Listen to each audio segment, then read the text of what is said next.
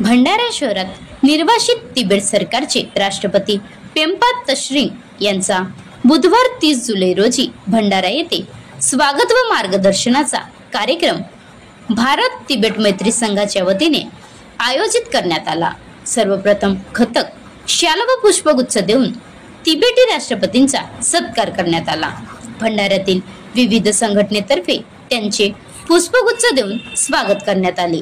यावेळी निर्वासित तिबेट सरकारचे गृह सचिव, तिबेटन सेटलमेंट ऑफिसर तासंगप्पा तेजिन, तिबेटियन लोकल असेंब्लीचे सभापती छयो गॅलसन, भारत तिबेट मैत्री संघाचे राज्य अध्यक्ष अमृत बंसड उपस्थित होते। तिब्बती कैंप तो यहाँ भारत में 36 जगह में है, तो ये एक छोटा सा कैंप है।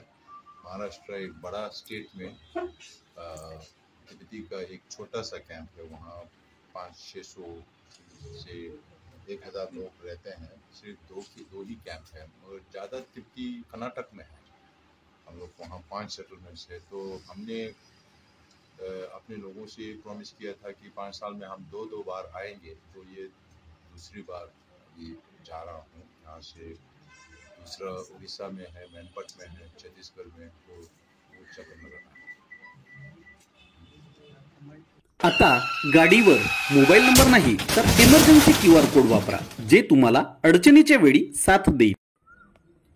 बनवा व्हिडिओ, पाठवा व्हिडिओ, आम्ही तुमच्या न्याय हक्कासाठी लढा देऊ।